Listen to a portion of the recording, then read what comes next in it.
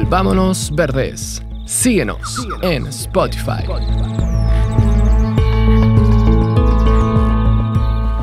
No estoy salvando a la naturaleza, estoy dejando que la naturaleza me salve a mí. Paul Fleischmann. En una casita en la playa, rodeados de plantas, artilugios curiosos y figuritas de ballenas, conversamos con Javiera Espinosa. Javiera es profesional en ecoturismo, especializada en ecosistemas marinos, comunidades locales, turismo y áreas silvestres protegidas. Es cofundadora de la ONG Aula de Mar, también es parte de la red de avistamientos de cetáceos para la región de Valparaíso e integra el colectivo de nado en aguas abiertas Las Chungungas. Después de escuchar este episodio quedarán con ganas de ir a tirarse un chapuzón al mar. Somos Katy y Seba y este es nuestro lindo podcast Volvámonos Verdes.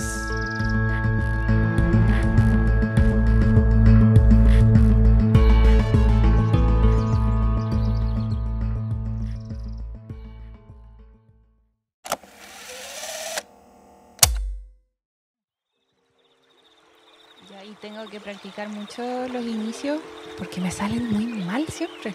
Los inicios. Vamos a hacerlo inhalando como en la apnea. Sí, es como meterse en la conversación. Entonces estaba pensando de que cuando te íbamos a hacer la entrevista la otra vez, ¿cierto? En mayo, tuvimos que cancelarla así como a último minuto y muchas gracias por entender, porque ahí tuve una crisis de espalda y me fui a la B todo ese tiempo. Y lo positivo que sale de todo eso es que yo no esperaba que 6 meses después iba a estar bien. Entonces es impresionante cómo el cuerpo se regenera. Oh. Sí, o sea, es como una lección de que la naturaleza se regenera y si uno le da el espacio para que se recupere. ¿De descanso? Sí, de descanso, de rehabilitación. Así que buena, eso fue muy lindo. Qué lindo. Y ahora entiendo también por qué te llamó la atención eso de la Annalisa, que se metió al agua. Sí, esa historia después te la puedo contar si quieres. O creo que la había leído sobre esta... Ella es fotógrafa, ¿cierto? Sí. Bien, sobre el cardumen de mujeres, ese proyecto. Okay. Y bueno, pues ahora estamos aquí con Javiera Espinosa. Varios meses después nos esperaste para hacerte la entrevista. Muchas gracias. Y tuviste paciencia y ahora estamos aquí. ¿Cómo estás? Bien, súper bien. También respirando los ciclos, entendiéndolos. Sí. Y claro que me nace al tiro la curiosidad de saber cómo de tipo. Porque llegamos aquí, tú vives una hermosa casa al lado del mar, muy lindo. Y se nota que tienes harta pasión o te gusta mucho el mar, ¿cierto? O vives mucho con el mar. Y quisiera saber si eso fue siempre así o desde pequeña. ¿Cómo fue eso? Hoy es bonito ir a las memorias porque recordar como que también uno reflexiona cómo era su relación con la mar antes, cómo ha ido cambiando. Yo nací en Santiago y es como una pregunta que me gusta hacerle también a la gente, es como qué río o qué cuenca había cerca de donde uno nació. Y yo nací cerca del Canal San Carlos, ¿ya? Y para mí es importante porque hubo una relación desde el primer día que uno llega al mundo con las aguas ahí, con el Canal San Carlos. Y muy chica, mi familia me llevaba a la playa y esas fueron como mis primeras interacciones en el agüita, de ir a jugar en las pozas de marea, con padres separados. Mi mamá me llevaba a Pichidangui con su nueva pareja y ahí jugábamos en las pozas de marea, en las rocas, en las olas. Y yo creo que esa primera interacción con seres vivos en ese lugar me cautivó. Y mi papá también me llevaba a ver a mis hermanos a Antofagasta, jugábamos ahí en las olas, nos subíamos un botecito, pero esas experiencias también como que tuvieron riesgo, o sea, fue mis primeros temores, que nos dimos vueltas en las olas. Yo le tuve mucho miedo al mar. Sí, pues eso pasa también. Y eso pasa mucho, ¿no? Sí. Entonces era como un amor, pero prevención, miedo, eso fue a los 3 años, así como los pocos recuerdos que uno tiene y todo, pero desde ahí apareció esa memoria de relación con las aguas y con la costa. Y después ya con los cetáceos, como no sé, quizás uno desde distintas filosofías se dicen que a lo mejor uno trae cosas de otras vidas y quizá hay una relación con los cetáceos, con ese mundo costero que viene intrínsecamente antes. Porque mi familia nadie como que tenía un amor por esa vida marina tanto, hasta ahí, y como que, no sé, pues te potencian algo eso y como que uno raya. Y me habías dicho que tú habías estudiado turismo aventura. Ecoturismo. Sí. Ecoturismo. Sí. Y eso con la final, o sea, ¿pensabas que te ibas a dedicar después como a cosas relacionadas al mar o lo pensabas como, no sé, en parques nacionales uno se piensa Sí. en montañas, ¿cierto?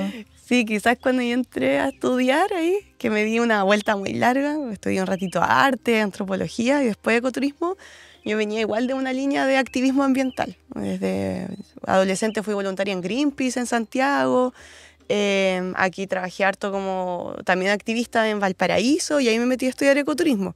Como en ese tiempo estaba toda la campaña contra Pascualama, que eran las aguas. Entonces estaba muy metida en eso y en ese tiempo yo me acuerdo que me di una vuelta muy larga y como que ya no quería estudiar. Y mi familia así como, Javi, tienes que estudiar y vuelve a la academia. Y nada, pues me costaba. Y una Lamien, un mapuche, que vive en Valparaíso, conversábamos harto con ella, yo iba harto a su cocinería y ella en un momento me dijo así como, Javi, como que si quieres moverte en el activismo, no me acuerdo muy bien sus palabras de ese entonces, como que tenés que meterte a estudiar nuevamente. Y ahí entré de nuevo a esas reflexiones y entré a ecoturismo. Pero también como con esa mirada transdisciplinaria, de cuidados hacia la naturaleza, muy vinculada a áreas protegidas. De hecho, mi práctica la hice como en el Cañi, que fue como una de las primeras iniciativas privadas de áreas protegidas. Entonces sí. Era como más allá del turismo, para mí lo que me llamaba era como cuáles son nuestras formas de relación con la naturaleza y cómo vamos generando puentes entre la ciudadanía y todos esos habitantes pues, de la naturaleza.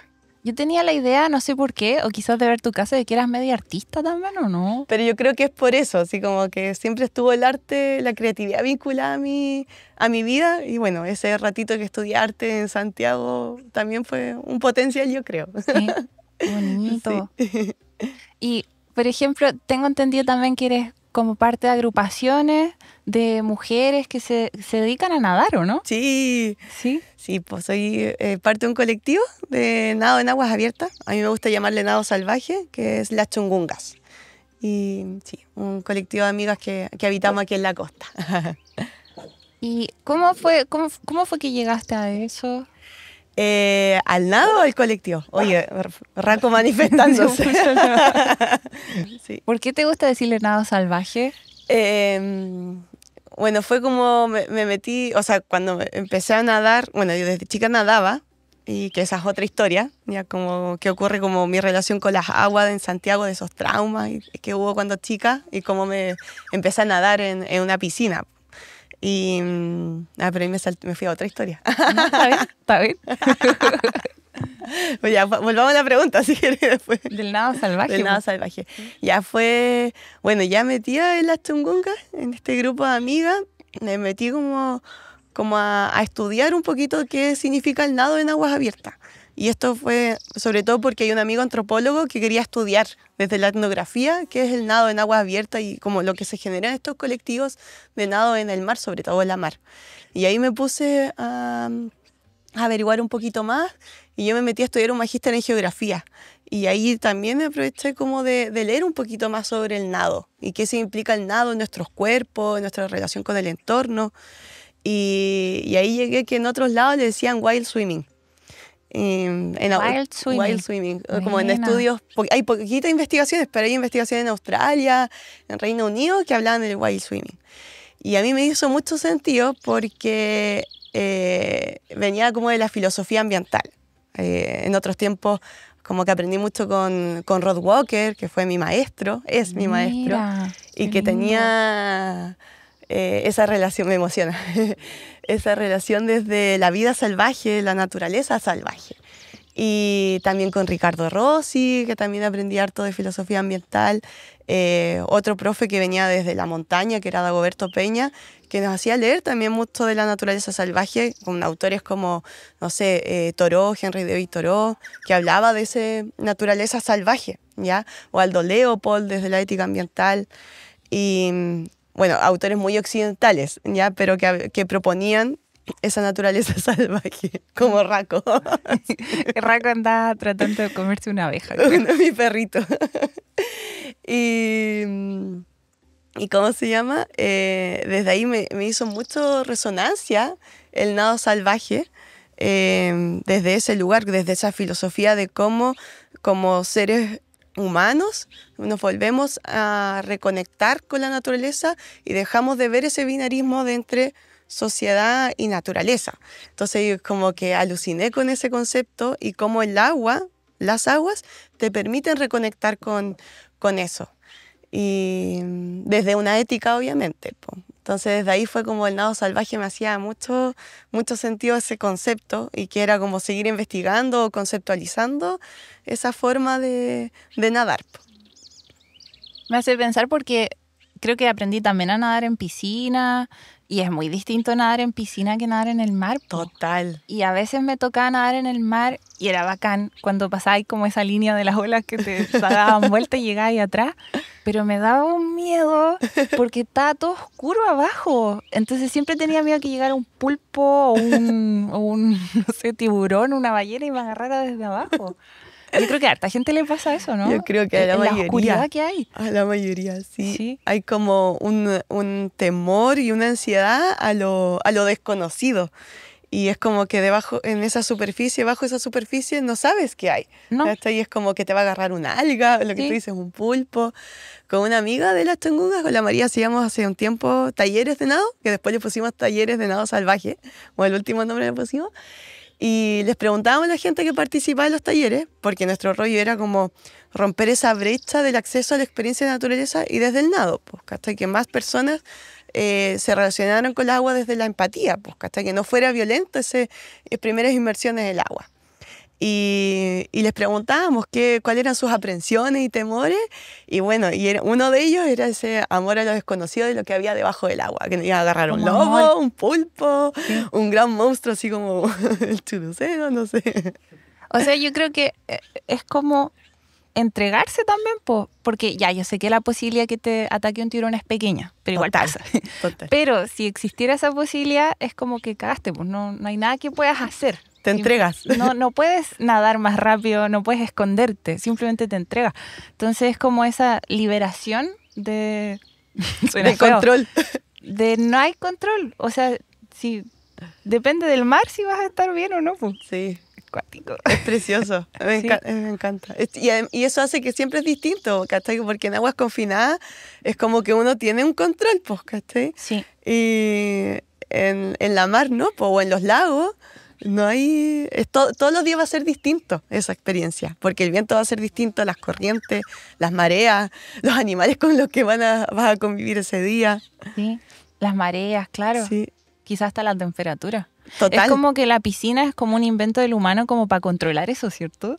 Como para crear un ambiente donde podamos nadar, pero viendo todo hasta el fondo. Confinado, claro. Sí. Donde nada extraño va a pasar. Sí, wow. Es verdad. Qué lindo. Y así es como que había harto de mujeres también en eso, ¿cierto? O sea, era como un grupo de mujeres nadando. Sí, igual se ha generado un fenómeno muy bonito de que hay más mujeres como que se han conectado desde el nado en aguas abiertas. Sí, hay un fenómeno muy, muy especial ahí. Es curioso. Igual no puedo evitar mencionar que, no sé si tú tienes familiares, mi abuela no sabía nadar, era común que mujeres no supieran nadar, de generaciones anteriores o quizás incluso actuales. Todavía, sí. Sí, yo creo que, o sea, hay como dos temas aquí, como que voy a hablar como en el contexto situado de Chile, porque quizás en otros países ocurren otras formas, pero como que la experiencia en aguas ha sido, no es accesible para todas las personas. Yo tengo amigos y amigas de Patagonia que estudiábamos juntos y ellos no tuvieron acceso a estas experiencias de nadar. Entonces, cuando nos íbamos al agua a bucear, era otro proceso que tenían que vivir ya adultos, ya como para volver a relacionarse, perderle el miedo al nado y todo. Y esas experiencias como de acceso a la naturaleza también se traducen en los pescadores que tampoco muchos saben nadar. Wow. Y pescan, pero no necesariamente saben nadar, ¿cachai?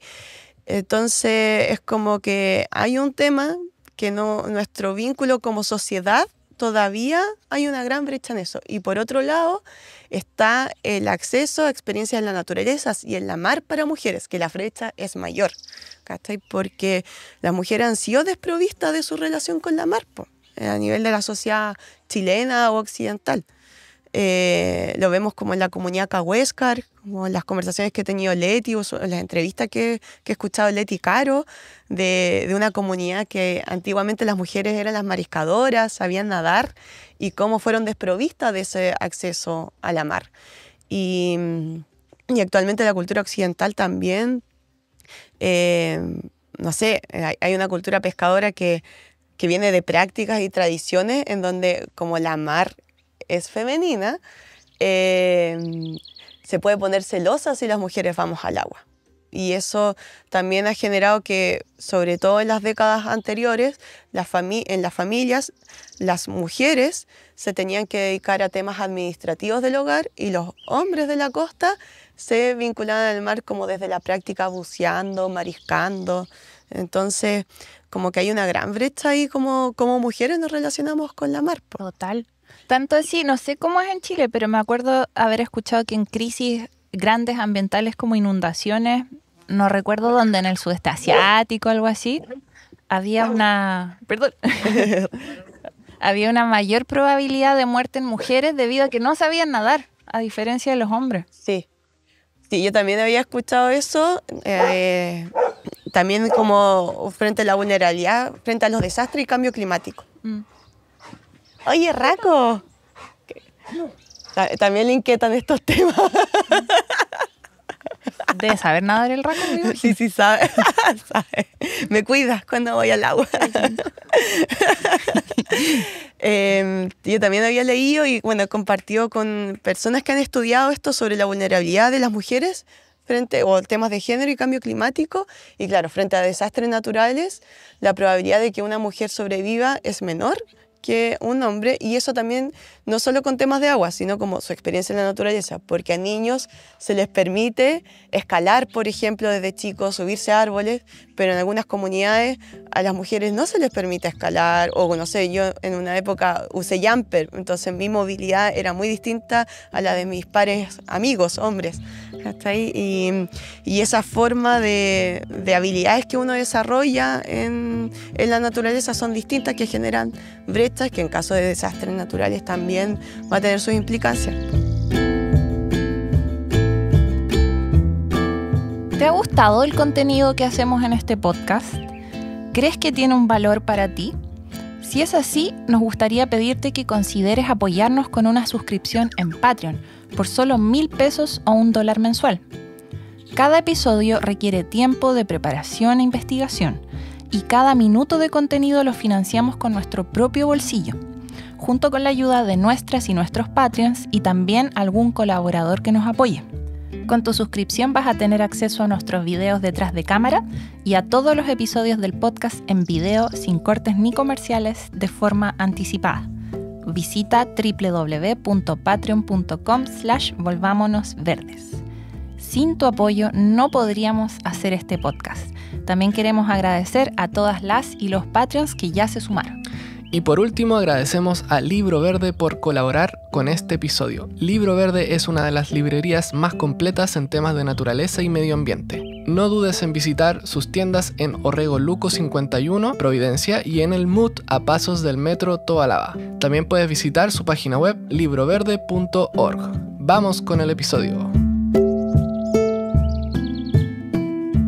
Me impresiona igual, se sabe, pero igual me impresiona que siendo que Chile es como pura costa y está abierto hacia la costa, y aún así se produce que la gente no tiene acceso a la costa, o no nada, o no va.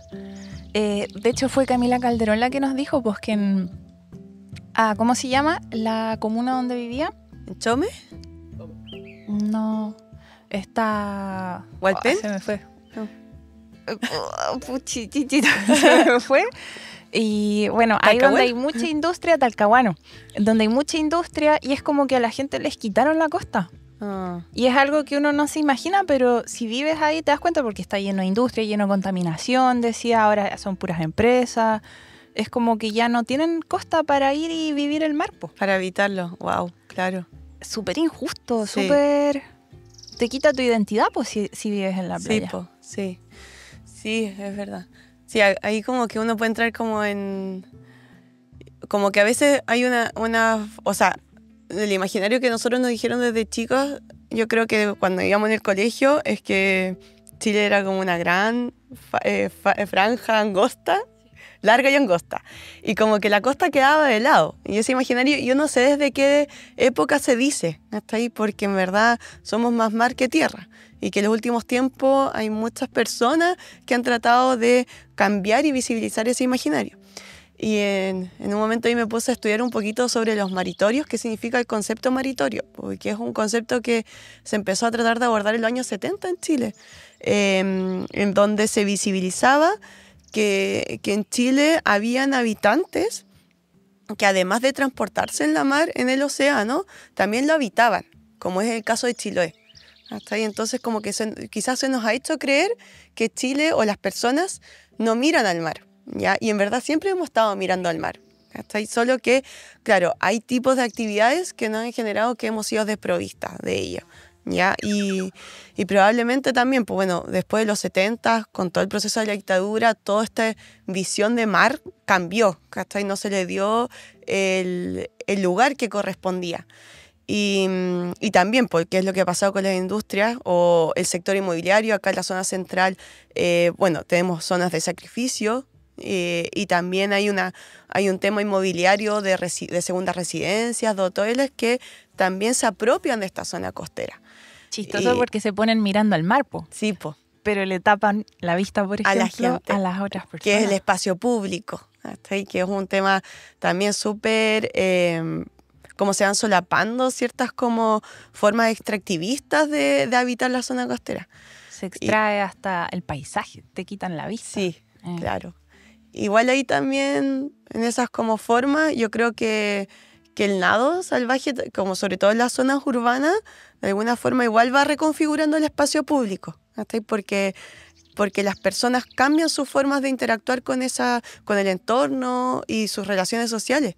Entonces como que se generan como nuevas formas de mirar el agua o de cuál es el lugar del agua, cuál es el lugar de la naturaleza, y porque estás ocupando ese espacio maritorial, esa zona costera. Entonces como que van resurgiendo otras formas que van haciendo resistencia a ese extractivismo que ocurre del uso de la zona costera. Y a decir capitaloceno, que hay una autora que me gusta mucho, que habla como del antropoceno, pero desde el capital. Sí, sí. Y justo cuando veníamos en la micro, veníamos detrás de todos estos edificios, po. De ahí no se veían las partes en las que como que se hicieron socavones. El socavón, claro. Pero creo que hay edificios ahí que estaban inhabitados por eso mismo, me parece. Sí. Pero claro, uno no veía ni la costa, pues no veía nada. Es como que hacían desaparecer hasta la duna. Es muy fuerte eso, sí. Igual, claro, desde la experiencia, como yo, más de 15 años viviendo aquí en la costa, vi ese proceso de rabia, de cambios que sucedía de una duna donde convivías como... Porque la duna es parte de la zona costera, que convivías con, no sé, como con los concón, es un tipo de ave. No sabía, de ahí viene el nombre concón. Sí, y después, ¿cómo se llama? Empiezas a ver como estas edificaciones y que va cambiando la estructura del paisaje y el lugar, el refugio de esos animales, por ejemplo. O no sé, acá hay un tema muy en conflicto con un hotel que se construyó y que fue muy fuerte ese proceso, como que nosotros habitábamos o jugábamos en esos espacios que era un lugar de contemplación, de ir a mirar porque tenía un gran mirador y de ir a escalar también porque hacíamos rappel ahí con algunos amigos. Y de un momento a otro, como que hicieron ese lugar como para remodelar y crear y reconstruir un puente, y ahí empieza a detonar toda esa parte de la costa para construir el Hotel Punta Piquero. Y ese proceso, que ha sido el 2011 por ahí, fue muy fuerte ver esa transición porque ahí veíamos chungungos. Y era como, ¿qué pasó con ese lugar donde habitaban los chungungos, esta nutria marina? Entonces, que ahora salió elegido para el Día de la Fauna. sí, ¿cierto? qué emoción. Va a ser más concientización encanta. sobre eso, sobre cómo lo afectan. Es muy bonito eso, como una especie que años atrás no era visibilizada por los chilenos y las chilenas, y como que se ha hecho una justicia multiespecie hacia los chungungos, o sea, como que ahora que fue reconocida por el Día de la Fauna, es muy bonito eso. Qué bonito. Bueno, hay mucho rol de las personas y el chungungo en sí, de ser activista, de lograr eso, yo creo. O sea, con el chungungo se logra que es como carismático, ¿no? Sí, Entonces hay que aprovechar ese carisma que tiene para... claro, sí, es verdad, sí. Bueno, y a propósito del nado y el chungungo, como que igual... Chungungo como que uno puede ver un símil de conductas que uno tiene como humano, que uno se puede asimilar al chungungo, que en el fondo es un gran buceador, mariscador, un gran nadador, surfista, hasta como que está ahí en donde está la rompiente. Entonces muy interesante cuando uno quiere como romper ese umbral de meterse al agua, como de sentirse un chungungo también, pues. Como de aprender un poco del chungungo. Sí. Yo lo he visto, pero no tanto. No sé, ¿se ve mucho o no se ve tanto? En esta zona central, en la costa aquí se ve mucho. Sí, o sea, hay lugares, no sé si se ve mucho, pero hay lugares en que uno puede encontrarlo como en las zonas de roca y todo. Pero obviamente zonas más protegidas donde no hay tantas como amenazas como perros, ¿cachai? O tantas inmobiliarias, ahí donde se puede encontrar. O en las caletas. Normalmente hay algunos, a veces aguachaditos ahí en las caletas de pescadores. Qué lindo. Y a veces se suenan los botes, duermen ahí. ¿Ah? Como Es una sí, es nutria. una nutria marina. La más chica del mundo, del mar. Y como ahora salió por el Día de la Fauna, había información de él pues, en Ladera Sur, en Austerra, en distintos medios, y decían que se alimentaba de hartas cosas, ¿cierto? Sí. Crustáceos. Sí, pues bueno, se alimenta de crustáceos, pececitos, pero hay unos registros, hay unos colegas, unos amigos que han tenido registros fotográficos de cazando pingüinos o cormoranes, entonces igual es un tremendo depredador. Bueno, hay otras fotos que es más gráfica como un congrio, que a veces es más grande que él, pero es como que es bien diversa su alimentación. Y me imagino que, bueno, lo he escuchado de la nutria, que no sé de qué país era, de Estados Unidos, de algún lugar del norte. Como que era importante por ser un controlador de otras poblaciones, pues porque era un depredador. Sí. Y que si desaparecía la nutria, decían, se desbarataba todo. Claro, como que el bienestar de de ese... chungungo pasa eso. Sí, o sea, hasta donde yo sé, que no es mi expertise de los chungungos, pero he aprendido harto con Lontra y con otros chiquillos y chiquillas, es como que igual se cambia como el bienestar de ese ecosistema, si pasé de un depredador tope, sí. O sea, si desaparece, Sí, cambia el ecosistema. claro. Y de hecho igual está en una categoría de conservación creo que vulnerable, ahí no me acuerdo en qué categoría, pero en el fondo se cazó tanto en otros tiempos que fue una amenaza directa que tuvo, que ¿Y se por qué cazaba se cazaba? por la piel. Ah, Sí, y que se prohibió la caza, pero en el fondo han ocurrido actualmente otras amenazas indirectas, porque son las inmobiliarias, los perros que también van amenazando su ecosistema. claro, los perros La- lo atacan, Los ¿cierto? atacan, sí. Pueden transmitir enfermedades también. Aprovecho de decir que está todo el tema con el proyecto inmobiliario enorme Maratué, ¡Ay, qué brígido! ¿cierto? En los Qué dolor. acantilados de Quiriyuca, y que son como 14.000 viviendas, muchas personas que van a llegar, y obviamente van a llegar también con perros, con gatos, y hay chungungo, Sí. hay piqueros. Ay, sí, una zona de nidificación de piqueros. ¿Tan hermosa? Sí, sí, Así es como vamos desplazando a la fauna. claro. Terrible. Pero bueno, volvamos al nado salvaje. Bueno, claro, quizás frente como a todas estas cositas que pasan, como, no sé si cositas, pero esa rabia, ansiedad que pasa, yo creo que igual el nado salvaje permite como una contención frente a esa nostalgia o ansiedad con esas presiones que genera estas maneras extractivistas de relacionarse con el entorno. Sí, sí. Mm. Y que estaba pensando muchas cosas al mismo tiempo. Pero bueno, me gusta eso de que llevan a personas a experimentar el mar y a atreverse a nadar. Me imagino que son personas que ya saben nadar, ¿cierto? O hay de Algunas todo. no. Y me pregunto si ustedes ven un cambio en las personas. Sí. Como que se les abre la mente, no sé.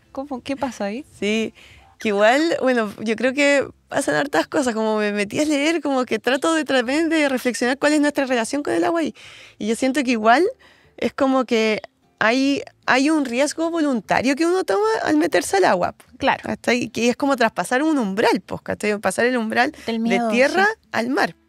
Como, y en ese umbral como que suceden muchas cosas, pues como porque vas a salir de tu zona confort, están tus traumas, tus miedos, miedo a lo desconocido, y que hay gente que, claro, que viene, aprendió a nadar, sabe natación, quizás por lugares confinados como piscina, que quizás su forma va a ser más arriesgada, ¿cachai? Como más adrenalínica, así como ya me meto, y de repente te vuelca la ola, ¿cachai?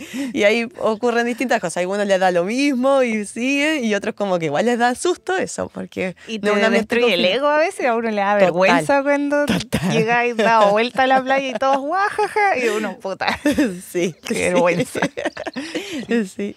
Y bueno, y también ocurre lo otro, pues, ¿cachai? Que hay gente que no sabe nadar y que yo creo que ahí hay que ir con mucho cuidado, con mucha empatía. Hay una amiga que hace unos cursos, bueno, se llama Aqua Coaching, como su organización, y que ella me enseñó mucho eso también, como de patitas al agua. Estoy como para las personas que no saben nadar, como ir de a poquito, desde la empatía, con cariño, Chapotear, chapotear, sentarse. sí, y eso se agradece mucho para ir rompiendo, o sea, traspasando ese umbral. Y que igual aprendí harto eso porque yo venía de una escuela de montaña y que esa escuela de montaña de la vieja escuela era súper violenta. Mételo nomás. Como que te enseñaban a subir el cerro y una carrera así que te tiraba de la carrera y como cayera. Sí. Entonces era violento, cómo te relacionas, o sea, cómo te empujaban a vivir la naturaleza. Yo aprendí harto de eso, pero también valoro mucho esa otra forma de ir con cuidados para que no se rompa ese vínculo con el agua, por ejemplo. Y yo creo que también esa experiencia, hace muchos años hacía clases de surf para niños y niñas, y a veces habían papás que llegaban como, es que mi hijo tiene que pararse en la tabla, como rápido, y uno aprendía que ese niño y niña tenía que ir de a poquito, pues lo mismo, patitas al agua, chapoteamos, las pumitas, y de a poquito nos vamos subiendo a la tabla, jugamos y todo. Entonces, nada, han sido reflexiones también de que no necesariamente me tengo gente que sepa nadar. Sí. Wow. Pensaban que el mar a uno le enseñó mucho cuando era chico, pues porque se enfrentaba a muchos miedos. Me acuerdo de eso, que mis papás se metían para adentro a las olas y yo, no me dejen. Y me decían, ven po. Y yo decía, no, o sea, yo quería estar con ellos, pero para estar con ellos tenía que pasar esa línea como de las olas Claro. que te superan la cintura. Y, Ese era tu umbral, po. claro. La ola. Y decían, ven, si no pasa nada. Y yo, ¡ah! Y uno lo hacía, no sé, pues, por ejemplo. Y ahí aprendía y que claro, que las olas se ven súper grandes, pero hay una forma de traspasarlas también. Hay como una forma de jugar con ellas para que no te den vuelta. Es harto aprendizaje. Harto aprendizaje. Y hay un aprendizaje que igual ahí lo comencé, que es como desde la observación. Como que hay un momento en que las olas te dejan entrar. ¿Cachai? Y esa observación también como que tiene una interpretación, pues, ¿cachai? Que en el fondo el mar tiene la mar tiene un set de olas, que son como 6, y después viene una calma, y ese es el momento de entrar. Y es como aprender a leerla, a leer sus condiciones de cada día. Pues. Y lo otro es cuando te empieza a chupar, ¿cierto? Sí. Porque viene la ola y uno normalmente se desespera y a uno le enseñan, tranquilo, deja que te meta y después, no sé, pues deja que la ola pase por encima y después cuando se tranquilice vuelves a la orilla. Sí. Y si uno no se tranquiliza, se vuelve loco y... Entra ahí en pánico. Sí. Sí, brigio. ¡Wow! Sí. Wow, es una escuela la mar. Total. Sí. Qué bonito, muy lindo. Y bueno, ojalá que más personas se atrevan a ir acercándose, o a ir, obviamente entendiendo que igual es peligroso el mar en Chile. Claro, o sea, como entendiendo los riesgos, yo creo. Entendiendo cuál es el riesgo de meterse al agua y en qué condiciones. Pues, o sea, como hace mucho tiempo había escuchado una entrevista de Ramón Navarro de como que, ya no me acuerdo muy bien sus palabras, pero era como, porque como él surfeaba olas gigantes. Ramón Navarro, el surfista. El surfista, sí. Como que en el fondo como que meterse al agua de acuerdo a las capacidades de cada uno, pues, ¿cachai? Entonces, si uno está aprendiendo a nadar, como que uno tiene que entender en qué momento vas a meterte a nadar en aguas abiertas, pues, ¿cachai? Como que las condiciones tienen que estar en calma, no deben haber marejadas, como ver también esos pronósticos y observar en el lugar in situ, pues, ¿cachai? Y obviamente si uno ya nada harto, conoce sus capacidades, te vaya a enfrentar en un día que está más movido de la mar, pues. Sí. Oye, si ¿tú surfeas entonces? Hace mucho tiempo surfeaba. O sea, me subía a una tabla y corría. No sé si se Que sí, llama igual es así. enfrentarse a miedos, po. Sí. Da Sí, mucho miedo. Mucho, sí. Sí, bueno, de hecho, yo dejé como el último tiempo que estaba surfeando o me subía ahí a la tabla, me metí en condiciones que la mar estaba muy grande y me agarraron corrientes y estaba sola. Como que igual en el surf existen otro tipo de dinámicas que uno se mete sola normalmente. A diferencia del nado que te metes en grupo, siempre vaya en dupla. Y quedé traumada también de esas experiencias. Claro. ¿Cachai? Como que después me daba miedo porque creía que me iban a agarrar las corrientes. Igual supe salir, pero fueron 2 instancias en que al final le agarré susto después de años de haberme metido con tabla al agua. Sí, po, puede pasar. Puede pasar. Y ahí como que igual fue muy rígido, ¿no? Como tratar de pasar ese trauma, po. Y de hecho, bueno, ahí me dediqué a nadar, nada en piscina, no me atrevía a nadar en agua abierta, no era un tema. Y en la pandemia, como cerraron las piscinas, como que quedé inhabilitada. Claro. De hecho, como fue muy anecdótico porque estaba tan acostumbrada a ir a la piscina que me había asegurado un locker porque era de la universidad donde yo iba. Y como que hubo la pandemia y ni siquiera podía sacar las cosas del casillero. Así como Claro. que quedaron ahí por toda la vida. Y un amigo me motivó así como, Javi, deberías ir a nadar, deberías meterte a nadar en agua En la abierta. piscina más grande que hay, por Claro. Y yo no me atrevía. Y de repente unos chiquillos que hacían clases de natación en agua abierta subieron un video de delfines ahí en la costa, que fue en Caleta Barca, acá en Viña. Y dije, ya voy. Y ahí fui, o sea, gracias a los delfines fue mi motivación de atreverme a nadar en agua abierta. Y ahí este amigo me acompañó. Y eso fue bacán, como que dije, uy, me da miedo, y ahí nadé, y fue de a poquito de nuevo, como ir recuperando ese lugar que yo tenía en el agua. Que ese es bonito recordatorio de que hay personas que deben pensar, pero es que ellos son súper valientes, pues ellos no sienten miedo, ellos se meten nomás. No, pues si a todos nos da miedo, ¿cierto? Sí, a veces más, a veces menos, sí. y es enfrentarlo. Sí, po. Es un riesgo voluntario, un atreverse a enfrentar ese miedo, sí. Siempre. Hoy me recordaste una historia que me dio mucha vergüenza, que yo estaba en República Checa estudiando ecología ¿Ya? y conocí a una niña de Ucrania, que era muy bacán, la loca. Y la loca me dijo, tú eres de Chile, surfeas, ¿cierto? Y yo, ¿cómo? Me dijo, sí, pues si ustedes tienen tanto mar, todos surfean en Chile, me imagino. Y yo, no sé surfear. Y estaba convencida que yo sabía surfear. ¡Qué loco! Me dio vergüenza, dije, no soy de Chile y no sé surfear. Ahí me di cuenta de esa como, ¿cómo? Sí, puede ser. Igual, o sea, igual en todo caso el surf nunca fue accesible para la gente chilena hasta los años 2000. Sí. Que un traje pudo ser un poquito más accesible para que una persona lo pudiese comprar, pues, ¿cachai? Era, sí, pues, no. Todos los implementos, porque son aguas frías. O sea, además acá hay un riesgo mayor que es las aguas frías. Claro, no es agua así como de Caribe, como en otras partes. Claro. Como en Australia, no sé, me imagino que es como más calentita. Un poquito, no tanto dicen, Sí. pero claro, como ir Más a Costa encima. Rica, no sé. O sea, es la tabla y es el traje de neopreno. Sí, po. Y atreverse a meterse. Sí, y además se le suma eso, por la condición climática del frío de las mañanas. Y como con mucho deporte, el miedo a hacer el ridículo. Como que uno ve a pura gente bacán y dice, no, ¿qué me voy a meter yo ahí si se van Sí, a reír de mí? brígido. Sí. También. Que también tiene que ver ahí con el acceso, pues, ¿cachai? Sí. Sí, Sí. cuático. Y el otro tema que uno como mujer dice, no, es que es como, no sé, pues a veces hay esos miedos de, es que son puros hombres haciéndolo, entonces ¿qué me voy a meter yo? O se van a reír de mí. Sí, cuático. Sí, me estoy acordando de esos momentos como mis primeros vínculos como con el surf. Y igual por suerte tuve 2 amigas que me apañaron y me enseñaron, pero costaba mucho esa relación como... tenías que tener como una fuerza, una energía para enfrentarte como en esa situación de convivencia entre otros géneros, pues, ¿cachai? Sí. Entre hombres, sí. Sí, perder esa vergüenza, ese susto. Claro. ¿Cachai? O también, que pasa mucho, y también en el nado, que es el mansplaining. ¿Cachai? Ah, Como sí, es terrible, porque en el surf yo me acuerdo que me pasó, y que igual era otra edad, otra generación, entonces como que no lo visibilizaba y tanto. Pero ahora en el nado lo veo, que te dicen como por dónde tenéis que salir, y si uno va siempre a esa playa, o como, oye, sin haberle preguntado, te dicen, oye, no, tenéis que bracear de esta manera, y no sé qué, y es como, amigo, nadie te pregunta, no, igual no le digo eso, pero igual me llama la atención, o sea, Claro. es como decir cómo tienes que hacer las cosas cuando te metes al agua. Cuando tú ya sabes que sabes, pues. Sí. Que conoces tu cuerpo y el ambiente, ese entorno. Sí.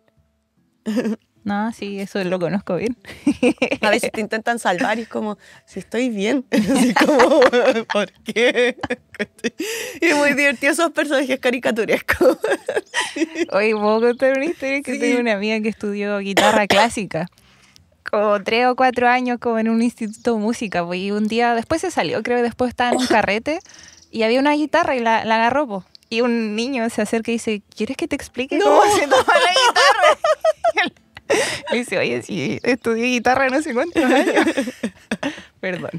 No, claro, esa misma anécdota se traspasan a todas. A mí igual me ha pasado, pero no con la guitarra. Sí. Bueno. Oye, te quería preguntar sobre algo muy lindo que se llamó Cardumen de Mujeres, Ya. que eran como fotografías de mujeres nadando. ¿Cómo fue esa historia? Hoy sí es bonita esa historia. Es un proyecto, Cardumen de Mujeres, que es de una fotógrafa peruana que se llama Analisa Sotelo, que además de fotógrafa es nadadora salvaje o nadadora en aguas abiertas.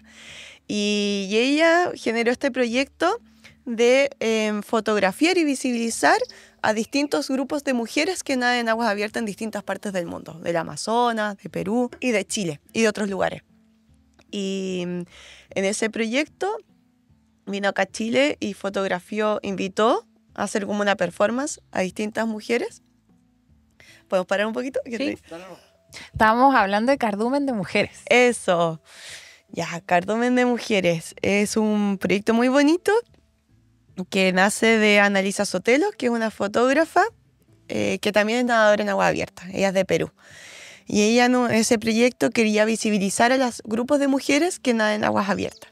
Entonces fue a fotografiar a mujeres de distintas partes del mundo, del Amazonas, también vino a Chile. Y hizo un registro medio como etnográfico también del grupo de mujeres que nadaban en Aysén, que son las Huillinas, en Magallanes, que son las contracorrientes, y en este caso aquí de las Chungungas. Y a la vez hacía como una invitación más performática de intervención en la mar, donde invitaba a todos los grupos de nados de mujeres. Y que se generara lo que fuera ahí en las aguas, en la playa, para hacer estos registros fotográficos de muchas mujeres, ser Cardumen de Mujeres. Muy bonito. Eran muy lindas las fotos, Sí. recuerdo. Y conocimos gente de Coyhaique que creo que nadaban no sé si eran las Huillinas, pero Puede ser. habían grupos de mujeres que nadaban. Buena. Y es impresionante cómo muchas mujeres a nivel mundial se destacan en el nado. Pues estaba pensando la Bárbara Hernández en Sí, Chile. la sirena de hielo. Esta película, La Naya, la mujer que nada de Cuba a Estados Unidos, a Florida. Brígida. ¿Cierto? Es Sí. como que el nado y las mujeres tienen algo pasa ahí. Yo creo que sí, quizás como esa sensación de sentirse en una zona semi de confort por ese líquido amniótico, de contención, de dejarse fluir, de llevar. Puede haber algún símil que uno como que pierde como la diferencia de si uno es agua o persona cuando entras al agua. Es que como somos mayormente agua, ¿cierto? Claro. A mí me encanta nadar, pues siento que estoy como en mi ambiente. Es como que estás donde tienes que estar. Esa sensación de flotabilidad. Sí. Ay, hermosa, sí. Quizá algo pasa con los líquidos internos de uno, Sí, que se entran en una frecuencia con los líquidos externos. No sé Claro. qué pasa. sí. Sí, yo creo que estoy pensando así como, ¿qué sucede en esa sensación? Pues, sí.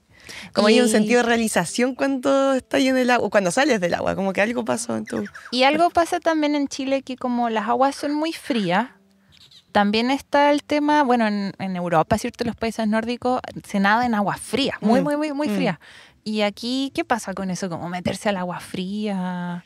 Es bacán. Eso igual es como una barrera que hay que superar, po. Total, pues, total. Ahí es como que otra barrera voluntaria que tú te enfrentas día a día por esa condición de... Una incomodidad súper grande. Total, de aguas heladas, además de las corrientes o el viento que pueda haber. Es como una decisión pasar nuevamente ese umbral, ese portal de meterse a agua fría. Y que igual, no sé, a mí me pasa que es como que entiendes como la agencia del agua, de la naturaleza de ahí, y cómo se llama, y como que en el nado como que uno está en superficie, ¿cachai? Es como que hay una entidad de dos ambientes, ¿cachai? En donde la superficie es como la barrera, y uno ahí interactúa en esa barrera de dos ambientes que es el aire y el agua, claro. Y como que ahí es muy atractivo cuando ya pasas ese umbral de meterte al agua, de el cuerpo entiende o la cuerpa entiende ese frío, te metes y ocurre esa actividad en esa interfaz, en esa barrera de esas dos entidades. Y se vuelve algo dinámico en esa actividad y de goce. No sé, llega un momento en que ya estás gozando ese lugar. Tanto dolor se transforma en placer. Y lo gozas porque entras como en ese lugar que hay como hay un líquido que te frena un poco y luego braceas y luego que sientes el aire. Entonces como que es muy curioso jugar con esos dos ambientes. ¿Y se meten igual a veces con los trajes de neopreno o a veces sin traje? En mi caso yo siempre me meto con traje de neopreno, porque soy muy friolenta, muy friolenta. Igual se enfrían las manos, pues. Sí, es terrible, sí. Pero hay personas que se meten con traje de baño nomás y es todo un ejercicio también de práctica, de sostener. A algunas se les hace más fácil y a otras no. Tengo amigas que son secas, o sea, como disfrutan meterse con traje de baño. Yo tengo poca resistencia. Claro, ahí mi papá siempre me decía es que hay que tener una capita de grasa, como la foca. Y aquí yo no sé bien, como no cacho tanto, pero hay playas entonces en las que uno puede entrar a nadar y otras que no, ¿cierto? Claro, sí. En el caso acá de la región de Valpo, hay bahías que son de aguas más calmas, como más protegidas, que te permiten nadar, a diferencia de otras que tienen muchas rompientes o hay corrientes. Y es muy bonito porque ya se ha generado como una familia, una comunidad en que han cambiado sus hábitos pues, cotidianos. Entonces ya hay una camaradería a veces, como al entrar al agua o al salir después de nadar. Es muy tori. Y en esas playas son normalmente protegidas para nadar, sí.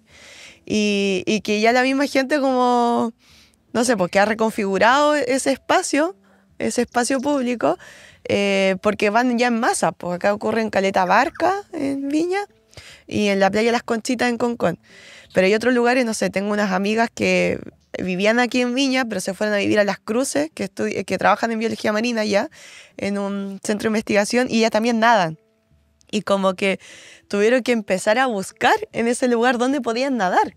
Y como ellas bucean, se dieron cuenta que en Punta Talca había una zona donde podían hacer circuitos de nado que estaban un poco más protegidos. Entonces como que igual es interesante ir a explorar otras playas e ir descubriendo con tu propio cuerpo como que si es nadable o no y si se pueden generar circuitos o no. Sí, pues me acuerdo que mi mamá me metía miedo cuando me metía porque decía, oye, hay como hoyos que te chupan. Eso igual pasa, ¿o no? Que hay como zonas de... Sí, hay zonas como... ¿Cómo se llama? No me acuerdo cómo se llaman, pero sí, por donde hay varias corrientes que te quedas ahí como atrapada, pues sí. O sea, igual es importante conocerlo, pero... Sí. A veces hay que ir a explorar. Y observar primero, pues. Sí, eso es bueno. Requiere harta observación. Sí. Y ahora lo que más me gusta y nunca he explorado es la apnea. Oh. ¿Cierto? Ahora está como de moda, ¿o no? Puede ser que ahora está más en boga. Sí, ¿Qué es la apnea? El apnea, bueno, el apnea acuático. Es una forma de bucear en que tú no necesitas ningún implemento, solo tu cuerpo. Solo tus pulmones y tu nariz. Sí. Y que lo que hace es que tú voluntariamente dejas de respirar. ¿Cachai? Y eso te permite hacer una inmersión hacia las profundidades del agua o también como nadar, bucear distancias. Y bueno, hay gente que experimenta eso, que puede estar minutos, muchos minutos, como sosteniendo voluntariamente ese no respirar, que es muy, muy especial, porque en el fondo es como que es un ejercicio de meditación, de mental, fisiológico, como de adaptar tu cuerpo a eso, que con una inhalación, una inspiración, te sumerges a esa profundidad. Y es muy hacia adentro, pues te vas muy en las aguas, cuando haces apnea o buceo pulmón, es como que no estáis tan hacia afuera como activo o muy como de mirar tanto hacia afuera, sino que te vais muy para adentro, pues muy meditativo. ¿Y tú lo practicas? He estado lenta este año practicando por los estudios, no me ha quedado mucho tiempo, pero sí hubo un tiempo que estuve practicando harto con un entrenador, es Mario Cáceres, que con él también aprendí mucho de eso del buceo a pulmón, y con las chungas también practicamos mucho como la apnea. ¿Y te mejoraste o viste cómo se sentía para ti? Hermoso, sobre todo porque antes había sido un desafío para mí el buceo pulmón, como que me costaba, como que siempre estoy muy hiperkinética y acá es como que te pide calma. Sí, po. Como respirar, activar, y también como que yo, como tengo un amor muy profundo hacia los cetáceos, traté de ver el símil con ellos, pues, ¿cachai? Que es como que ellos también hacen apnea, ¿cachai? Como que respiran, hacen como 3 respiraciones, que uno ve los soplos en la superficie y luego la última inhalación y se sumergen. Y como que tratar de imitar un poco eso. Y fue como súper interesante verlo desde ese lugar. Entonces ha sido todo un trabajo de práctica también, como ver ese proceso. Y que te tenés que ir para adentro, como calmarte y muy hacia la introspección. Y que eso igual te permite observar otros seres que habitan o que cohabitan en el mundo marino, pues, ¿cachai? Y que muchas veces como que cuando haces buceo autónomo, que con todo este aparataje que es bacán, es muy distinto porque Claro. en el buceo autónomo tenés que estar como, ojo, como con las burbujas que haces porque vas a espantar a otros seres, a los peces no se van a acercar a ti, ¿cachai? Es muy distinto, además estáis muy pendiente de la descompresión, que hay que tener mucho cuidado. En el buceo apnea es como que tú bajas y listo, no tienes que ver esos riesgos, po. Yo y sé las que especies se pueden acercar. me lo estoy yendo al extremo, pero me acuerdo de un documental también de una chica italiana que hacía esta apnea como que iba hacia el fondo, pues, ¿no? Como competitivo, ¿te acordáis, Seba? Y bajaba no sé cuántos metros, eran más de 100 metros los que bajan. Probablemente. No sé. Y era guau, cuático. Porque ahí también está todo el tema de la presión del mar. Sí, sí, de las atmósferas. Igual hay un momento que después de los 10 metros de profundidad, o sea, como que al principio de la superficie de 10 metros cuesta sumergirse, como que tienes que ponerle peso. Y vas con peso. Pero luego es como caída libre. Y como da miedo, pues, ¿no? ¿O no? Da nervio, yo creo, porque cada vez, como mientras más profundidad, hay menos luz. Entonces como que está más oscuro, pues, y como pasar ese temor a lo desconocido, pues. Es muy bonito. Me gustaría mucho practicarlo. Yo sé que igual se practica en las piscinas, la apnea. Y también lo podéis practicar en el aire, ¿cachai? Que tiene otro, o sea, no hay tanto riesgo, porque igual en el buceo pulmón, lo importante, así como el nado, es que vas con un grupo de seguridad o duplas que te van acompañando. Es muy de cuidados entre personas, porque tiene muchos riesgos que puedes morir o tener un accidente porque entras en un estado de trance, pues, ¿cachai? Y puedes como desmayarte. Wow. O te puede dar, como que dicen samba, que empiezas como que tu cuerpo reacciona al no tener oxígeno y empiezas como a tambalearte y perdís como como el control de tu cuerpo, po. Entonces ahí hay otra gente que te ayuda, po, a salir para que puedas respirar, po. Ay, qué cuático, porque claro, veo la conexión directa entre eso y los ejercicios de respiración como de la meditación. Y no sé, no me imagino qué puede estar uno pensando cuando está abajo sin respirar varios minutos. Como qué pasa con la mente en esos momentos. Es como, claro, silencio. Estás muy en el presente, siento. Estás muy ahí contigo, escuchándote. Y a veces igual, no sé, a mí también como, porque también estás luchando con tu incomodidad de cuerpo. Entonces lo estás probando. Y en esos momentos es como que, no sé, a veces uno proyecta una imagen como que hacia un lugar, ¿cachai? Y aparece una imagen. A veces yo me conecto mucho, me aparece un ojo de una ballena y me conecto con esa profundidad, ¿cachai? Es muy acuático. Sí. Pero me imagino hay que hacerlo con instructores de Sí, hay que aprender. O sea, como que es importante, si vas a experimentar eso y probar riesgos,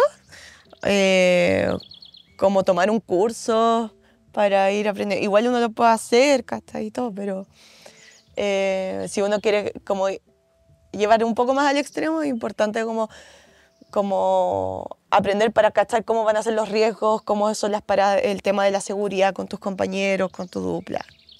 Sí. Qué bacán. Bueno, a mí me pasa, por ejemplo, el tema de las orejas. Siempre he tenido un tema con las orejas. También. Yo creo que igual hay gente que le pasa eso, ¿no? Que Sí. se le tapan o que quisiera poder taparlas para que no les entre O sea, el de agua. hecho, tenéis que ecualizar en el apnea todo el rato, ¿cachai? Porque si no, podéis tener problemas al oído también, po. Tienes que hacer el ejercicio de ecualizar. Wow. Brígido. Sí, bonito, muy Sí. bonito. Y bueno, cuando están en el mar también se encuentran con mucha fauna, por cierto. Sí. Bueno, fuimos ayer con el Seba a Viña del Mar y era impresionante como creo que eran piqueros, no estoy segura, tengo que buscarlo en el libro de aves. Me Y encanta. se tiraban así, para abajo, como de picada al agua, como pescando. Buena. Habían cormoranes también, gaviotas, pelícanos, una cantidad de animales. Qué lindo. Sí, y cuando van a nadar me imagino que era un montón. Sí, caleta. Igual es muy bonito observar eso en las zonas urbanas, que están ahí, que habitan ahí, son nuestros vecinos, que estoy como que es muy bonito eso. Y sí, pues se generan diálogos pues, entre esos otros que humanos, pues esas aves, esos chungungos, los lobos marinos, van interactuando con uno cuando uno va nadando. Y como que también es muy loco porque como que esos habitantes como las aves o esos mamíferos, además de las rocas y todo, van como generando como una coreografía en ese paisaje y que eso va como a condicionar tu forma de moverte o de nadar, ¿cachai? Cómo va a actuar tu cuerpo, pues, ¿cachai? Como que igual, y también se generan momentos de asombro, de curiosidad, pues. Que sí recuerdo de personas que se meten al mar y le tenían miedo como a los pescados. Como que decían, ¡ah, el pescado, el pez, me tocó la pierna! Como que igual tenemos miedo a todo un poco, ¿cierto? Sí, a interactuar porque igual es como un mundo más desconocido, pues. Sí. Sí. Hoy se deben ven como estrellas de mar, Sí. erizos. Hay harto erizo, bueno, algas, que honrar a los bosques de algas, que son tan importantes y es un paraíso ver cómo ahí se refugian un montón de especies como las estrellas, que son tremendos depredadores las estrellas, claro, erizos de mar. Igual en estas zonas que están más de acceso libre, ya igual se han extraído muchas especies, entonces normalmente encontráis erizos negros que nadie los saca, o erizos rojos difícil de ver, pero hay también actinias, estas anémonas, caracoles. A ver, voy a tener que googlear. Ay, son bonitas. Los potos de mar le dicen también. Y hay de distintos colores, morado, rojo, Ay, naranja, qué lindas. amarilla. Hay Son muy esponjas de lindas. mar también, Wow. picorocos. No, es muy lindo. Es fascinante cuando, bueno, yo en poquitas veces que he ido a nadar, que uno cuando se pone lentes de nado, ¿cómo se llaman? Unas gafas de nado. Las ¿cierto? gafas o máscara, depende. Sí. Y cómo se puede ver todo en detalle lo que Sí, hay abajo y sí. los colores. Oh, es maravilloso. Cambia tu percepción. Es como cuando te pones esos lentes o gafas, esa máscara, como que te cambia la percepción del mundo. Es como... Es como otro universo, po. Sí. Es maravilloso. Sí. Y también se ven ballenas, nos habías contado, Sí. ¿cierto?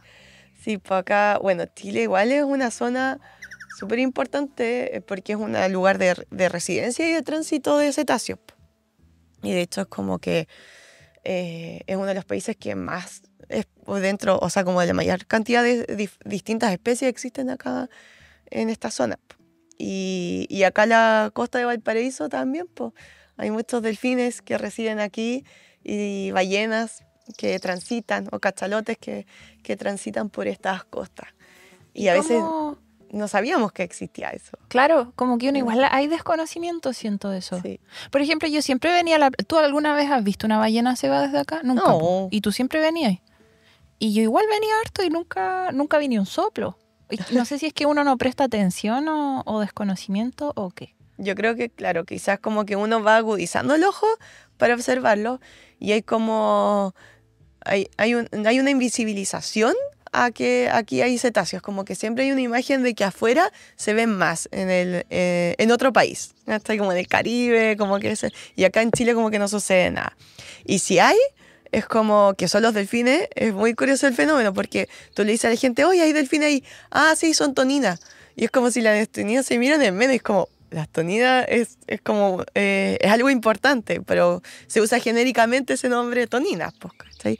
Y aquí, no sé, se ven todos los días delfines nariz de botella, que son súper saltarines, o delfines de rizo, este último tiempo se han visto caletas, pero como que se genera eso que la gente como que cree que es como... Es un momento apocalíptico y que ahora hay más cetáceos, que es como, oh, el cambio climático está generando esto.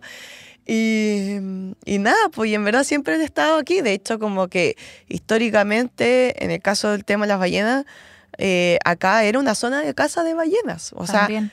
sea, era una zona que se deben haber visto muchos soplos antes de los años 60. Muchos.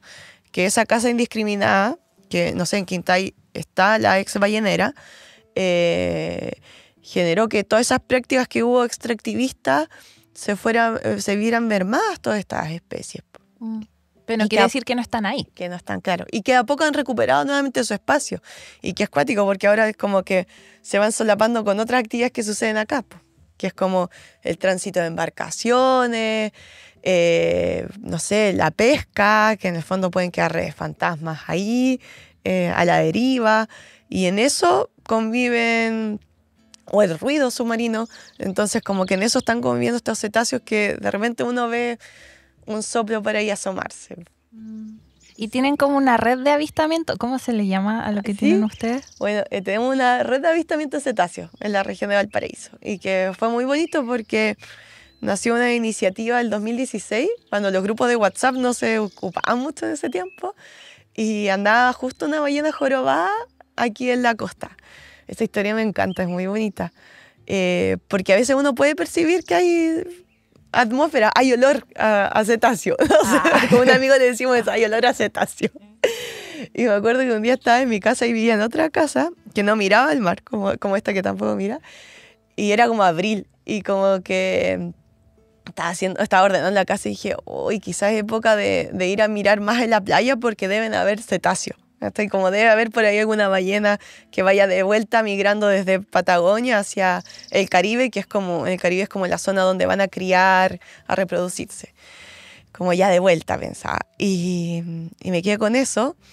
Y nada, justo ese día fui a la U y mientras iba a la U veo una noticia, una publicación que había una ballena en Concón. Y dije, ¡oh, qué loco! Y la sentí así como... Después supe que a eso se le llama la atmósfera, que uno puede percibir atmósfera, ¿cachai? Pero era como el olor a cetáceo que estaban ahí. Entonces dije, no, tengo que ir a buscar esa ballenita a ver si anda, po. Y resulta que estuvo varios días esa ballena jorobada en Concón y Reñaca. Y yo tenía muchas ganas de verla, pero a veces no coincidíamos cuando llegaban los avisos o te enterabas por algún amigo o amiga. Y ahí le dije a una amiga, como a dos amigas, oye, hagamos un grupo de WhatsApp como para avisarnos. Me dice, ya, qué buena idea. Y ahí empezamos a agregar a todos los vecinos y vecinas que están en la costa, pues como para que estuviéramos atentos a esa ballena jorobada. Y nos empezamos a avisar, pues le pusimos la regalona. Y era muy lindo.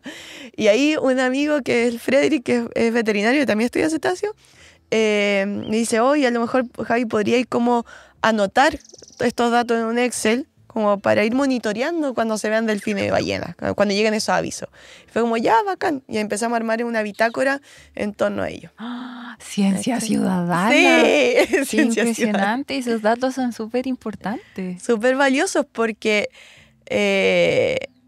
¿cómo se llama? Como que la presencia de los cetáceos en la región de Valparaíso se habían registrado, así como sistemáticamente, hasta los años 90, que el profe Anelio Aguayo llevaba una bitácora que le llegaban datos de otros investigadores, que es como un gran investigador, don Anelio Aguayo, y que otros investigadores mandaban datitos de sus mismas exploraciones. Él anotaba en un cuaderno e hizo publicaciones de la presencia de cetáceos hasta el año 98, por ahí, y después hay otras publicaciones específicas de delfines de rizo y todo, pero así que hable de la presencia de todos los cetáceos que se avistan aquí, no hay, pues, ¿cachai? Y entonces como que en el fondo toda esta información que la misma gente ha generado solo por el asombro y por las ganas de ir a observar ballenas y delfines en la costa y como interactuar en un lugar común, puede generar información que pueda ayudar a la conservación de ellos. Sí,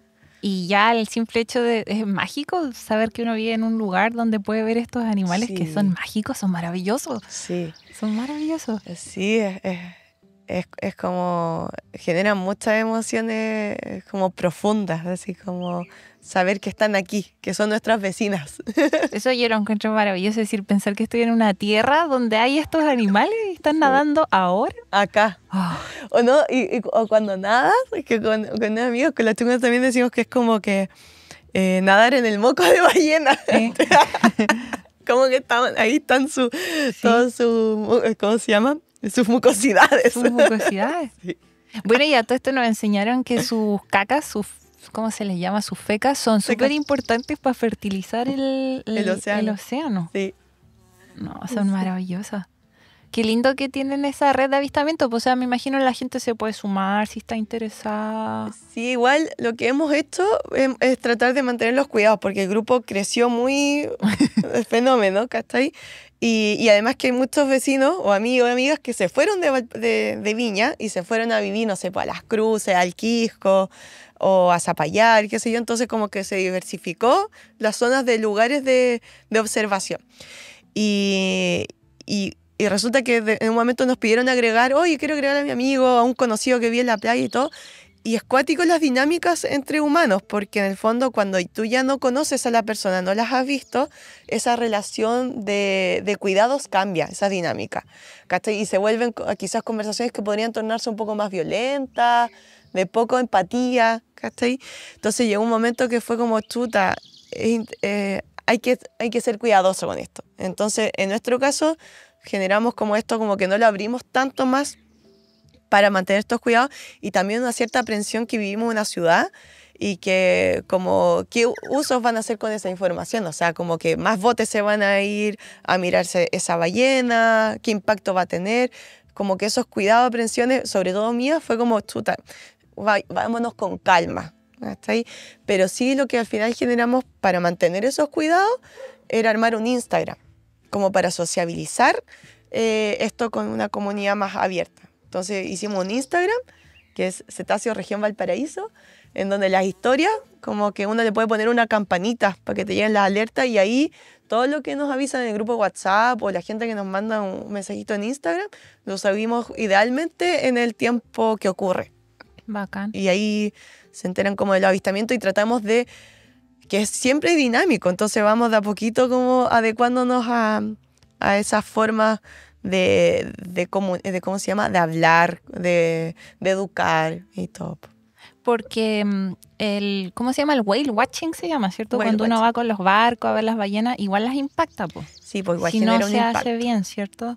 O se acercan mucho. Claro, si no hay prácticas responsables, igual va generando un impacto. Igual siempre nuestra interacción va a generar un impacto, ¿ya? O sea, a veces como que va a tener un impacto negativo mayor, otras no te van a pescar, es como, un humano, hasta ahí. Pero claro, el avistamiento de cetáceos con prácticas no responsables en que te acercas mucho con un motor acelerado, y como que no entender sus hábitos que está teniendo, va a tener una interacción negativa, pues, ¿cachai? Porque igual son, no sé, pues están comiendo, están descansando, y cuando uno está en su casa y está ahí comiendo, te alata cuando te molestan, pues cuando hay un río aquí te estresa, ¿cachai? Y quieres comer, y si no comes, te enojas, ¿cachai? O en el fondo, si no comes bien y después viene alguna situación en que no te nutriste o no descansaste, tu cuerpo no va a estar en las mejores condiciones para interactuar con esa condición que ocurra. Afectan su salud al final. Afectan su salud.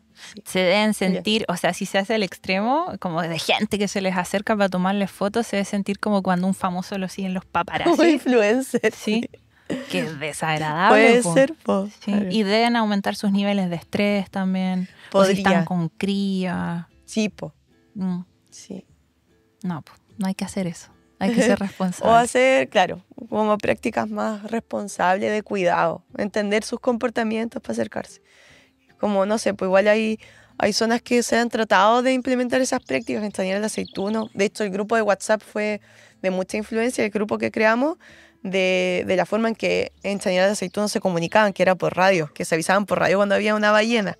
Entonces fue muy inspirado en eso, el grupo de WhatsApp, que acá no podíamos tener radio, entonces ahora es un grupo de WhatsApp. Claro. Y ahí también se han buscado formas de implementar prácticas responsables de avistamiento, de mantener distancia, de cuántos botes se acercan, no más de 3, después se va uno, va el otro.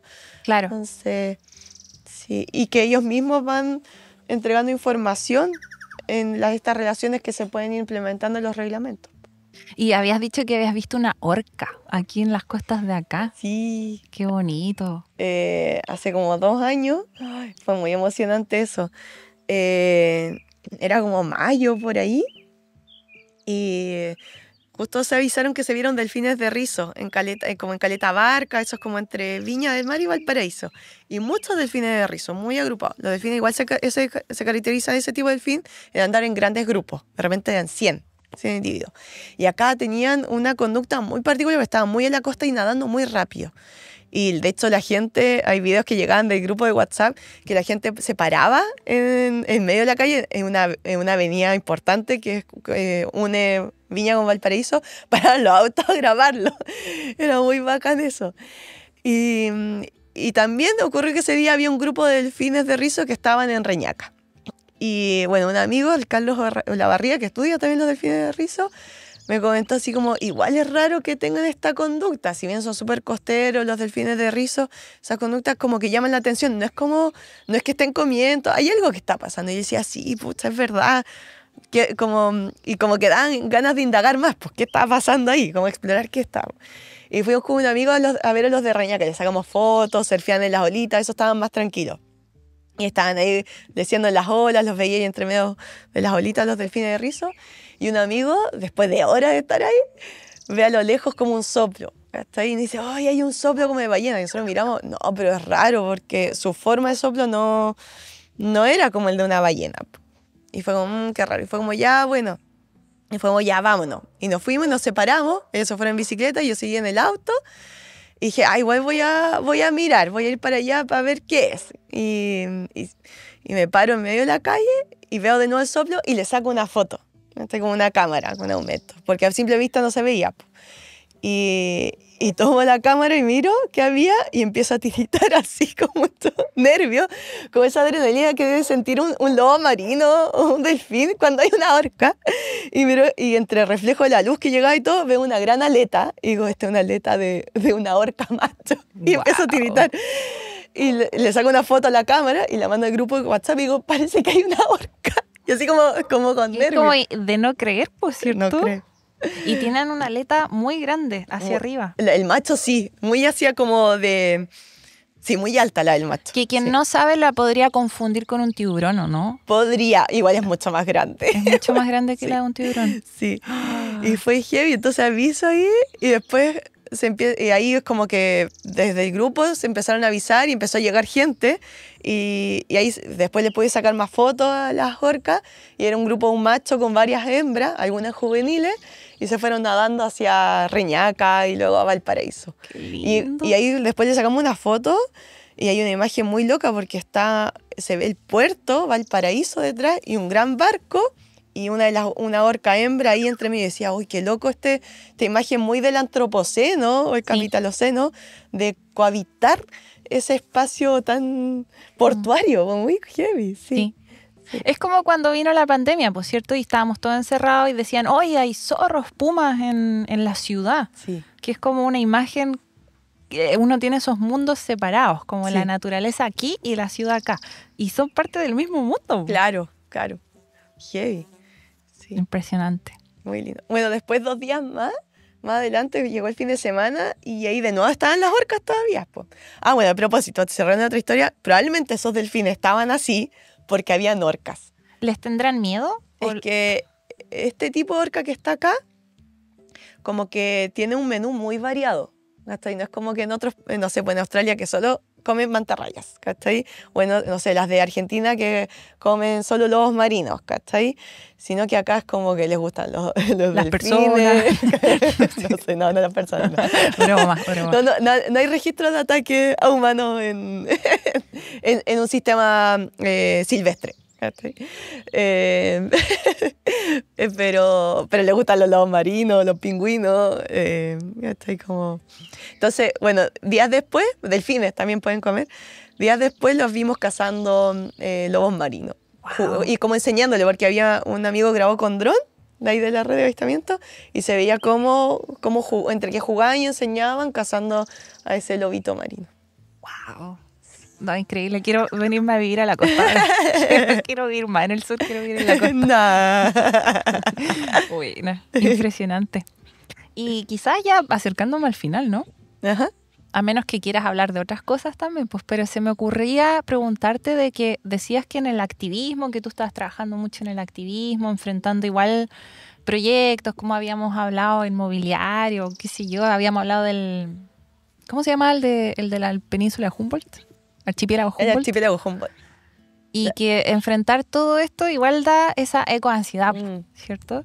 Y ahora la palabra ecoansiedad me molesta en todo caso, no sé por qué, como que empezaron a decir que tenía una connotación muy de privilegio, como de la gente privilegiada es la que siente ecoansiedad, que yo no lo había pensado así, po.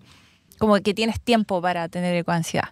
Aunque yo creo que cualquier persona puede sentir, porque depende de tu contexto, po, de dónde estés. Sí, po. Como pena o miedo o ansiedad por la destrucción de la naturaleza, por el cambio climático. Entonces, ¿cómo enfrentas tú eso? ¿Cómo lo sientes? Es como un tema, quizás yo antes estaba muy desde la acción en el activismo, muy de... A lo mejor era más chica, entonces como que ocupabas mucho tu cuerpo para enfrentarte, ir a la ciudad a manifestarte o en los mismos territorios. Y igual eso va generando un desgaste y uno también históricamente puede ver lo que ha pasado en Chile. O sea, cuando fue toda la defensa del Alto Biobío, ¿qué pasó con esas personas ambientalistas que estuvieron en la defensa de esos territorios? ¿Qué pasó con sus familias? ¿Cómo se segregaron? ¿Cómo se rompieron esos tejidos? Y eso va afectando el bienestar, tanto familiar, amistad y de la salud. ¿Está ahí? No sé, pues hay gente que igual su salud se ha visto somatizada, hasta como cáncer, otro tipo de situaciones que yo creo que esto es un factor más que puede acrecentar esa situación por esa ansiedad, por esa solastalgia, ese dolor que ocurre por ese daño ambiental. Y que está interesante, no había escuchado que era una situación de privilegio la ansiedad. Lo he escuchado en algunas conversaciones. Pero yo creo que personas que conozco que vienen de otras situaciones, otras realidades, de primeras naciones, de pueblos indígenas, que no tienen la misma situación de privilegio de mujer, de ser blanca, por ejemplo, o de tener los privilegios de haber estudiado en Santiago, también viven esa ecoansiedad. O quizás lo dicen de otro nombre. Manera, sí, po. Y me pasó, bueno, a mí en este caso me pasó mucho en este último tiempo, como lo entendí desde la defensa del archipiélago de Humboldt, donde hay mucha gente tratando de sostener una resistencia por la protección de ese maritorio, por esos habitantes, ya sean humanos y otros que humanos, y que en ese ir y venir resistiendo contra esta gran empresa extractivista que es Dominga, Andes Iron, y que en el fondo tenéis que poner como defensas o barreras de distintos lugares, ¿cachai? Como de distintos personajes, o sea, de ámbitos legales, en los lugares, desde el ámbito técnico, desde la ecología, y a pesar de ello, muchas veces esta empresa sigue buscando cómo extraer en ese lugar, ¿cachai? Y eso ha generado mucho dolor porque es un desgaste, ¿cachai? Durante los años. Y que genera solastalgia, o sea, cuando llega un momento en que se aprueba Dominga y luego está ahí en ese vaivén, es como, chuta, ¿cómo nos sanamos de eso? ¿Cómo nos regeneramos para seguir resistiendo? Y eso también lo pueden vivir otras personas, como por ejemplo las mujeres en zona de sacrificio en resistencia. Cómo ellas tienen espacios de cuidado frente a mantener una resistencia en contra de toda esa industria que existe en Quintero Puchuncaví. O actualmente, por ejemplo, ya que estamos en esta zona, en el Valle de la Concagua, en una minera que se quiere instalar cercana al Juncal. Hasta cómo vives esa amenaza de un hábitat en que tú convives con otras especies y llega una gran empresa a usar ese espacio desde otra forma, desde otras prácticas en que no conviven con un bienestar. Entonces, bueno, desde esa rabia, desde ese dolor, como que se habla, como que yo creo, se ha abordado el activismo regenerativo, y con un amigo, con el Jens, hemos conversado harto de ese tema. Quizás ya, no sé si llamarlo ya regenerativo, porque también es una palabra que ya se ha usado mucho, que estoy todavía sintiendo, pensando qué otro concepto se puede abordar para eso. Pero es como buscar espacios en donde nosotros nos podamos sanar y regenerar para estos procesos. Porque tienen ciclos también, po. O sea, ahora, por ejemplo, Dominga es súper largo todo eso, ¿cierto? Y sigue amenazando. Y sigue. O sea, hay niños y niñas que nacieron con este conflicto y ya tienen 10, 12 años o más. Entonces vienen como en distintas olas, sí, y los movimientos como de resistencia de las comunidades van mutando también. Se destruyen a veces en el camino y después nace de nuevo otra fuerza. Sí. Y hay gran valor para las personas que están ahí, que es tremenda la resistencia que están haciendo ahí. Porque uno desde acá, que ahí sí, yo estoy en un lugar de privilegio, yo apoyo esas resistencias, pero desde otros lugares que obviamente cada granito aporta, ¿cachai? Pero estar en el lugar es distinta a la fuerza, el nehuen que hay que tener ahí. Sí. Estamos en Chile, donde estamos rodeados por todos lados, en el sur, en el norte, en el desierto, en la montaña, en el mar, estamos llenos de... Igual yo creo que en ese, claro, espacios de cuidado, de activismo regenerativo, es como buscar espacios de cuidado entre personas, generar estos diálogos de cómo nos vamos sanando, regenerando, y la naturaleza creo que cumple un rol fundamental para ese cuidado frente a la solastalgia. A mí me lo permite el nado. De hecho, me acuerdo cuando estábamos todos en el rollo del plebiscito, todo ese proceso constituyente. Me acuerdo que fue mi primera vez que fui a nadar sola, que no se puede, no se debe, pero era tanta mi ansiedad de ese momento en que llegué y me fui a nadar sola ese día, y como para sentirme en el agua y volver como a conectarte con esa red que es la naturaleza. Y hablando de eso, yo creo que hay que conversar más sobre eso, porque todo lo que pasó con el plebiscito que ganó, el primero que ganó el rechazo, fue un golpe súper fuerte para todos los que defendían la naturaleza, y quedamos como noqueados, y fue como, ya no hablemos más de eso. O sea, sí. Sí, como evitemos el tema, y se volvió como en una especie de... Lo veo como... Yo le llamo cinismo, pero en Chile no se ocupa... La palabra cínico es como de mentiroso, ¿cierto? Sí. Y yo la ocupo como como se usa en otros países, creo, como de pesimismo extremo. Total. Sí. Sí. Sí, lo comparto. No tengo mucho que decir porque sí, es como ¿qué pasó? ¿Qué pasó con esos sueños de otros mundos posibles que creemos? Se reventaron así, ¡pah! Como una burbuja. Y quizá ahora hay como una implosión también de ese proceso. Yo siento que en la revuelta se explotó, como que se evidenció todas las injusticias que estábamos como comprendiendo o como encarnando nuestros cuerpos a nivel socioecológico. Y después ese rechazo fue como una implosión, nos fuimos para adentro. Sí. Sí. Como un silencio extraño, es un silencio incómodo. Sí. Como un elefante, como le llaman el elefante en la habitación. ¿Ya? Como se le dice, como lo que está ahí, pero no queremos nombrar. Y está acá. Está acá atrás. Sí. Brigio, no. Pero sí. va a tocar. Y me gusta la palabra solastalgia. Es como más pena, ¿no? Solastalgia. Sí. Sí, eso lo siento harto yo. Más que ansiedad, siento como la pena, la tristeza. Sí. Bueno, Javi, no sé si hay algo que dejamos que no conversamos, que tú querías conversar también. No, yo creo que por ahí. Yo creo que, bueno, con este tema de nostalgia, como también, y con esta última conversación, esta última parte, como que yo creo también dejar algo más esperanzador, que en el fondo podemos imaginar otros mundos posibles, como también ese activismo de soñar, relaciones multiespecies, de abrirse como a un pensamiento más tentacular desde los sentidos, que haya un activismo más situado en los lugares, como seguir en esa defensa de los maritorios y territorios y promover que podemos crear otros mundos posibles. Yo creo que eso es súper importante en estos momentos. Y quizás es difícil ver la conexión, pero yo creo que en tu caso es súper importante que sigas yendo a nadar y que sigas yendo con personas y ojalá acercando a gente que no tiene esa costumbre, acercarlos. Y creo que de ahí nacen cosas, ¿cachai? Es cuático. No sé cómo explicarlo.